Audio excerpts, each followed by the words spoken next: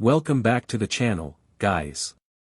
Today, we're diving into the Golden State Warriors off-season drama, a storyline that has been filled with delays, uncertainty, and now, possibly, opportunity. The Warriors have been extremely quiet this summer. Outside of the ongoing drama with Jonathan Kuminga's contract negotiations, Golden State has barely made any major moves. Yes, reports say they have verbal agreements with 3 free agents, but until those deals are signed and sealed, nothing is guaranteed. And here's where things get interesting. The Miami Heat just made a surprising decision that could open the door for Golden State. Instead of signing big men like Kai Jones or Trey Lyles, 2 players they were heavily linked to, Miami chose to re-sign Drew Smith to a 3-year deal. That move effectively left Jones and Lyles floating in the free agent market.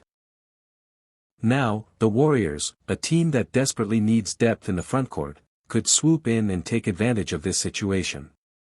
Let's start with Kai Jones.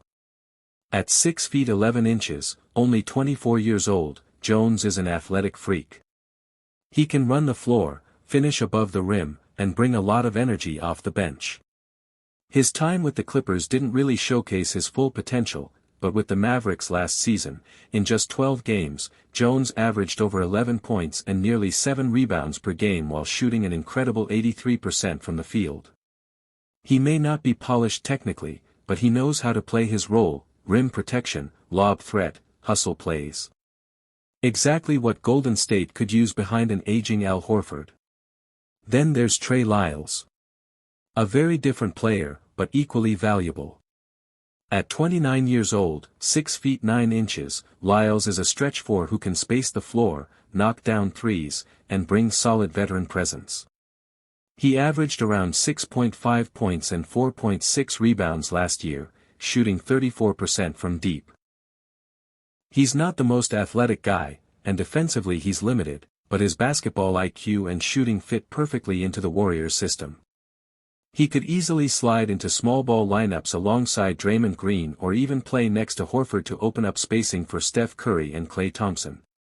So, if you're the Warriors, do you take a chance on the young, high-upside Kai Jones? Or do you go with the steady, reliable veteran Trey Lyles? Honestly, signing both on team-friendly deals wouldn't be a bad idea. But here's the catch: none of this matters until the Jonathan Kuminga situation is resolved.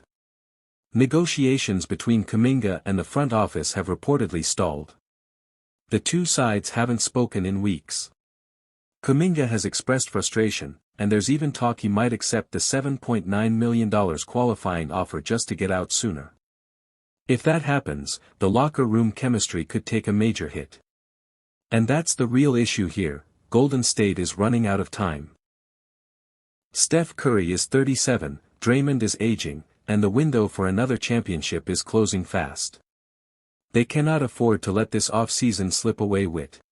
And that's the real issue here: Golden State is running out of time. Steph Curry is 37, Draymond is aging, and the window for another championship is closing fast.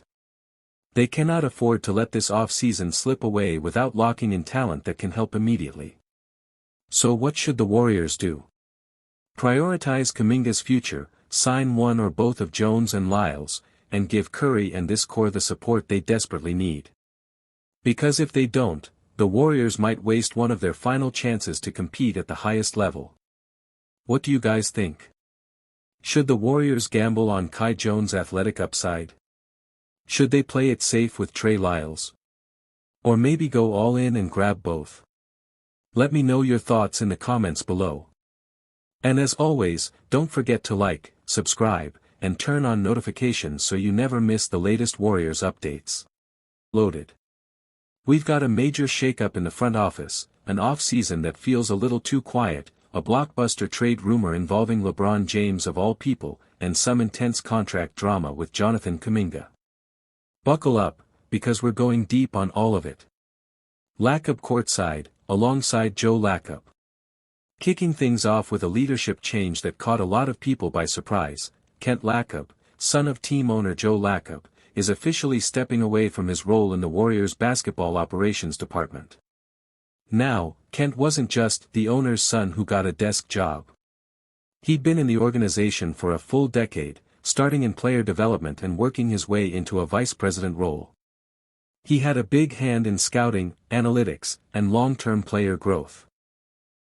In his exit statement, Kent said he's ready for a new challenge, but didn't give details on whether that means another NBA team, a completely different industry, or something else entirely.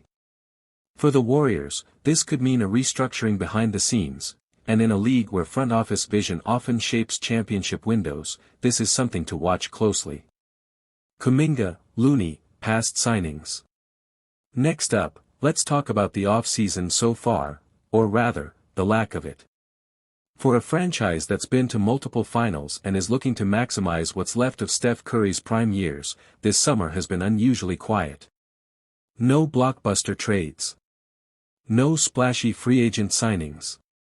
Instead, it's been mostly small roster maintenance moves. There's still chatter that the Warriors could bring in veterans like Al Horford or DeAnthony Melton, both players who could add depth and playoff experience, but nothing has been finalized. The big question is whether this silence means the front office is working on a big, surprise move behind the curtain, or if they're simply waiting for the market to settle. Either way, time is ticking, and other contenders in the West, like the Nuggets, Mavericks, and yes, the Lakers, are already making Lakers and Warriors logos, LeBron James and a mystery Warriors player. Speaking of the Lakers, here's the wildest headline of the day.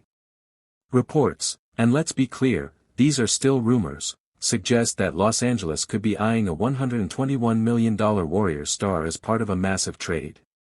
And here's the kicker, LeBron James' name has been floated as a potential piece in that deal. Now, could LeBron actually end up in a Warriors jersey? Realistically, it's a long shot. The salary cap math would be tricky, the Lakers front office would need to buy into a post-LeBron future, and the Warriors would have to decide if a short-term gamble is worth their long-term flexibility. Still, the fact that this rumor is even out there speaks volumes about how teams view the Warriors, as a franchise that might just swing for the fences if the right star becomes available. And honestly, a Steph-LeBron duo, even for a season, would break the internet. Kuminga contract. And then, we have the Jonathan Kuminga situation, which is starting to feel like a soap opera. Kuminga's rookie contract is coming to an end, and the Warriors are trying to lock him up long-term. But negotiations with his agent, Aaron Turner, have reportedly been tense. Some outlets have floated contract figures as high as $150 million over multiple years. Both sides are disputing the numbers, but what's clear is that Kuminga wants to be paid like a core piece, not a role player. This standoff is more than just about money. It's about role, trust, and the Warriors' vision for the future. If they commit big money to Kuminga, they're signaling that he's a cornerstone for the post-Curry era.